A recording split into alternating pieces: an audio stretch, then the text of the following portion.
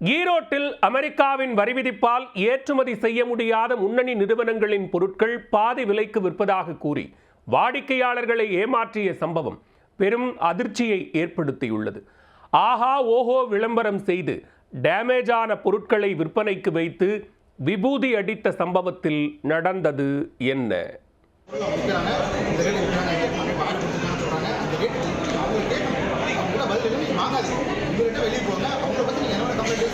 அவங்க 1.5 மணி நேரமாக கேட்டு பதிலே சொல்லல. நான் நிற்கிறேன், கேள்வி ஏற்கிறேன், அதான் கிராஸ் பண்ணுறோம், பதில் சொல்ல மாட்டோம். அங்கே பில்லிங் ஆகிட்டே இருக்கும்.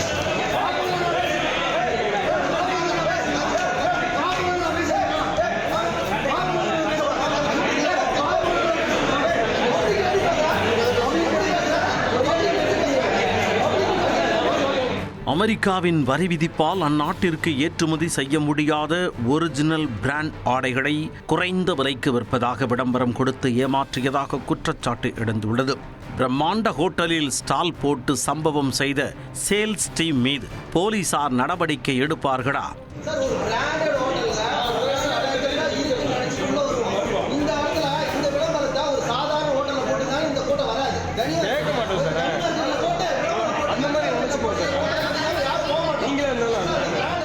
ஈரோடு மாவட்டம் திண்டலில் உள்ள பிரபல தனியார் ஹோட்டலில் முன்னணி நிறுவனங்களின் ஆடைகள், பெல்ட், ஷூ உள்ளிட்ட லெதர் பொருட்கள் ஆஃபர் விலையில் விற்பதாக செய்தித்தாளில் விளம்பரம் வெளியானது.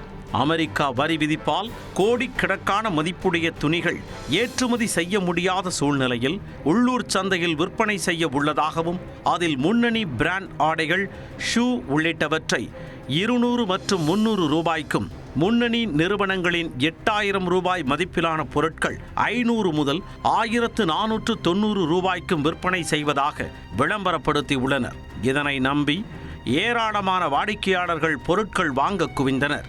ஆனால் அங்கு விற்பனைக்கு வைக்கப்பட்டிருந்தது என்னவோ பழைய ஆடைகளுடன் டேமேஜ் பீஸ்களும் தான். இதனை கண்ட வாடிக்கையாளர்கள் அதிர்ச்சி அடைந்து ஹோட்டல் நிர்வாகியிடம் வாக்குவாதத்தில் ஈடுபட்டனர்.